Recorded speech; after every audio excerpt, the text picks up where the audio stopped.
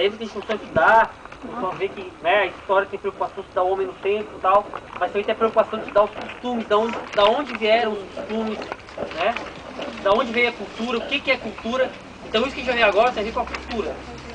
Ano que vem, você está no 7º ano, o que vai ser falado agora sobre Brasil Colônia, a gente vai ver ano que vem. No 7º ano a gente vai aprender Brasil Colônia. Então vocês vão perceber esses aspectos da cultura, eu quero que vocês falem isso no relatório. E ano que vem, tudo que vocês vão aprender agora, a gente vai usar isso ano que vem. E a gente vai lembrar, ó, lembra quando a gente foi lá, que a gente viu o engenho, que a gente viu a arquitetura, como que era? Lembra? Então a gente vai ter essa, né? Então prestem atenção, façam perguntas. O Cláudio aqui vai explicar para vocês, um cara que entende bastante do assunto, então aproveitem, pessoal. Boa tarde, pessoal. Boa tarde. Baixar um pouco. Bom, essa é uma propriedade da minha família, já desde essa data aí, de 1800 e pouco, que já passaram alguns antepassados meus, né?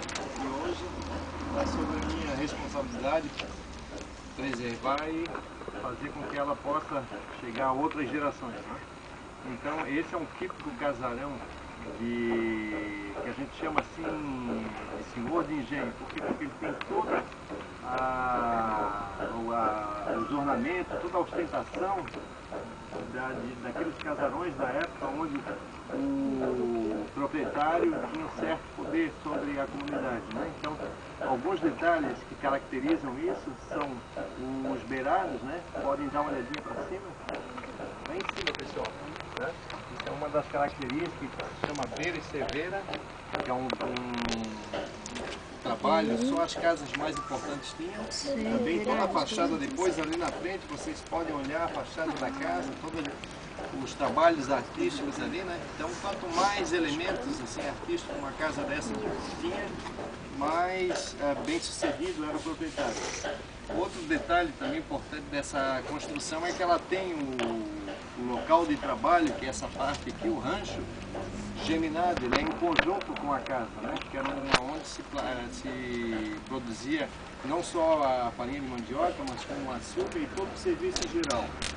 Então a gente agora está num período que era um período de colheita, um período de produção de mandioca, que ele era entre o mês de maio, junho, julho.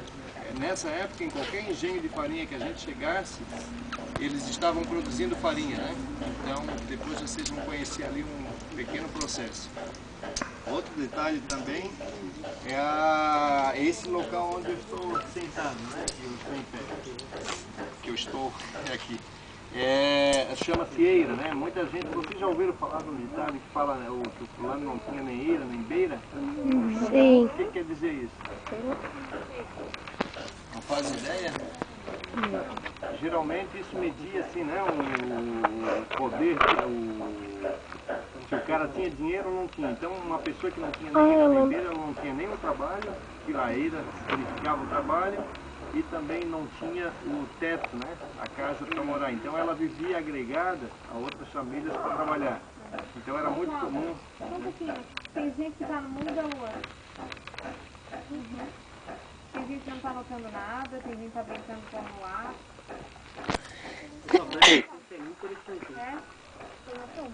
Então, pessoal, essa parte aqui era uma parte muito importante. Então, quando a gente via, se um dia vocês tiverem a oportunidade de ler o Gilberto Freire, vocês vão ver assim que ele fala muito dessa questão, né? Que isso também, ela determinava o poder das pessoas e também a condição social dela, né? Esses engenhos, eles não eram só engenhos de produção de farinha, eles tinham grandes chácaras de café atrás. Tem uma coisa super importante, assim, que talvez vocês não passam nem pela cabeça de vocês e nem de adultos, dos pais, mas Florianópolis já foi assim um dos maiores produtores de café de Santa Catarina. Nós tínhamos um dos melhores cafés produzidos aqui. Tanto que o nosso café, quando ele ia para Santos, ele já ia direto para Paris, porque era um café selecionado, né? Então, essas eiras aqui, elas também serviam para a secagem do café. Depois ali vocês vão conhecer o pilão e alguns grãos. Quem conhece o pé de café? A planta. Quem não conhece um pé de café? Então, está vendo aquela árvorezinha lá encostada da casa? Depois ali, quando pessoal liberado aqui vão lá e conheçam, ele está inclusive com grão ali, que é dali que sai o café, né? Passa por todo o processo. Bom, pessoal, ali dentro vocês vão receber uma explicação com a Dinha, que é a outra pessoa que vai estar ajudando com todo o detalhamento de como é que se produzia a farinha. Então seria muito interessante, porque a farinha, a mandioca, ela tem todo um processo, até ela virar comida, virar farinha, ela passa por um processo bem interessante.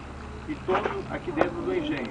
E depois também ali nós temos outro engenho, que é engenho de cana-de-açúcar, que também é super interessante, eu gostaria que vocês prestassem atenção nesse processo, tá bom? Agora a gente poderia, sim, antes disso, ir lá na frente, quero mostrar para vocês o pé da mandioca, planta, tá?